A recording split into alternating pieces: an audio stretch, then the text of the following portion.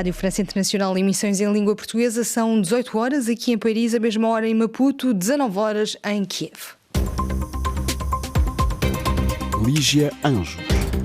A marcar a atualidade desta segunda-feira, dia 18 de abril, o número de mortes em inundações na África do Sul sobe para 443. A maioria das vítimas é da região de Durban.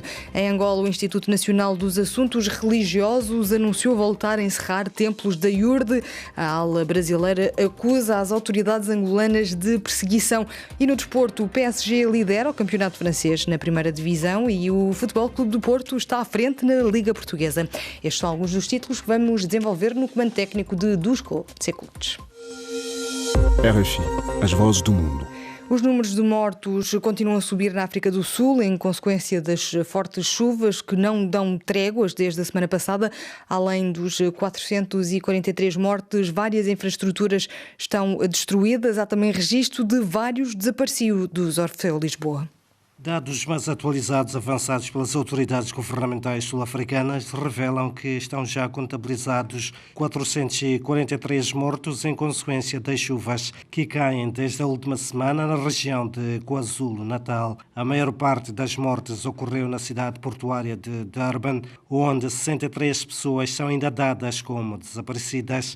As autoridades governamentais sul-africanas contabilizam, por outro lado, o registro de perto de 14 mil casas destruídas e dezenas de estradas. A população carece de todo tipo de ajuda, apelou o empresário sul-africano Patrick Motsepe, que já doou 30 milhões de randes, cerca de 2 milhões de euros, para ações de ajuda aos afetados. Todas as organizações religiosas, a comunidade muçulmana, a comunidade católica, a Igreja Anglicana, a Igreja Metodista, os protestantes participam nesta iniciativa. Queremos mesmo que estes 30 milhões de randes sejam aplicados em ajuda de urgência. As autoridades da África do Sul prosseguem com o trabalho de buscas dos desaparecidos, numa altura também em que as chuvas registram um ligeiro abrandamento. Da cidade portuária de Durban para a RFI, Orfeu Lisboa. O presidente de Angola, João Lourenço, manifestou consternação devido às perdas humanas e materiais em consequência das inundações na África do Sul, exprimindo ao homólogo sul-africano a solidariedade do povo e do governo angolano.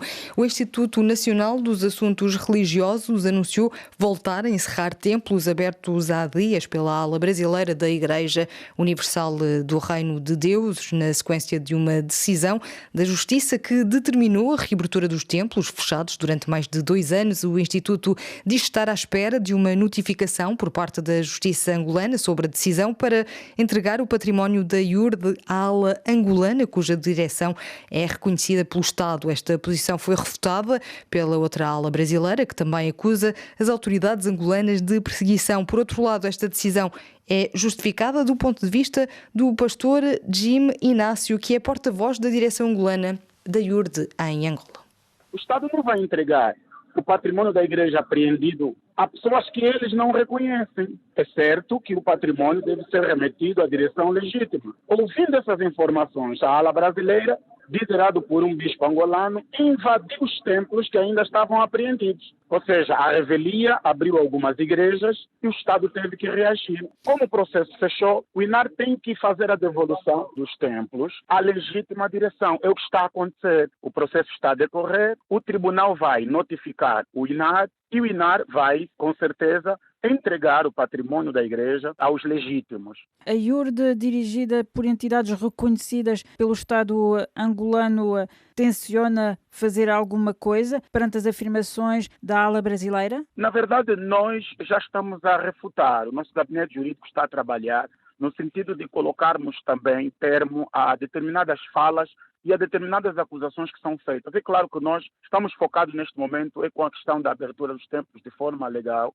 Estamos a aguardar a decisão dos órgãos de tutela. Neste momento, a ala brasileira vai criando várias narrativas que para nós não tem muito interesse, porque eu acredito que o princípio da legalidade é que tem que ser respeitado nesse momento e nós estamos focados nisso.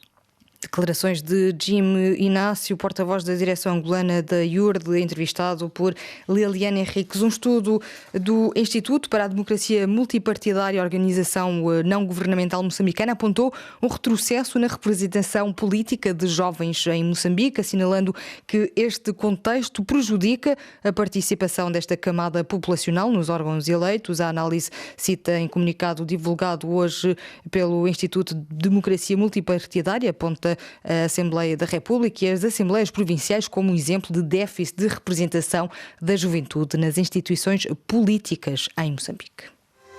Maputo 105 FM.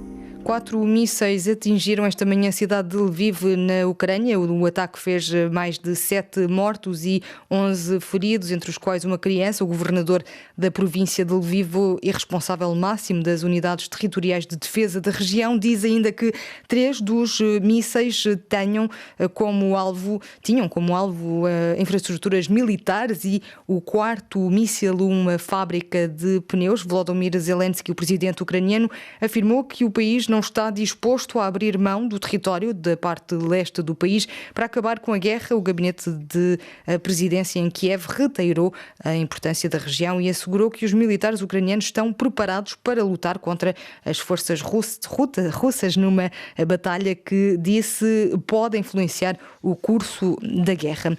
Aqui em França, o escritor português radicado em França, Nuno Gomes Garcia, vai representar Portugal no Festival de Literaturas Europeias de Cognac, que se realiza em novembro, no final deste ano. O escritor apresentou a candidatura à residência literária Jean Monnet e acabou por vencer o concurso. Em entrevista à RFI, Nuno Gomes Garcia mostra-se satisfeito com este prémio e diz ser importante para a divulgação do trabalho que desenvolve, mas também da própria literatura portuguesa aqui em França.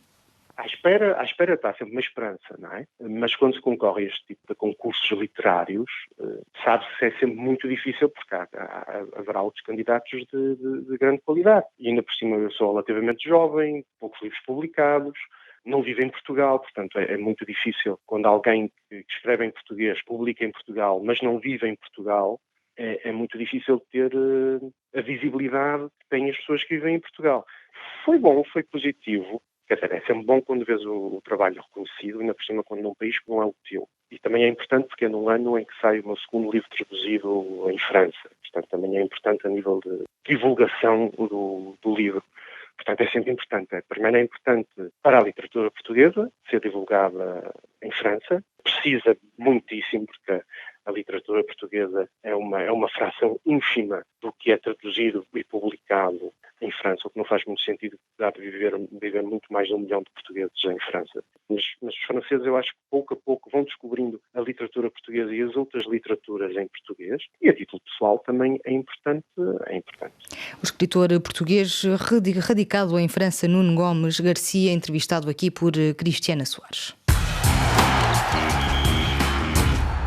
E a fechar este jornal com desporto, o PSG lidera o campeonato francês da primeira divisão de futebol com 74 pontos, enquanto o Futebol Clube do Porto está à frente da Liga Portuguesa com 82 pontos. Os dois clubes estão a um passo dos títulos francês e português, como nos explica aqui Marco Martins. Em França, na 32ª jornada, os parisienses venceram por 2-1 no Parque dos Príncipes o rival, o Marselha, no clássico do futebol gaulês.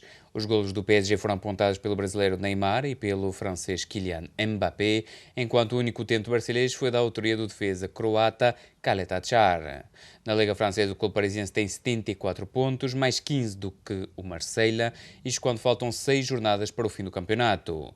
Na próxima jornada, frente ao Angers, os parisienses poderão sagrar-se campeões de França se o Marselha não vencer frente ao Nantes.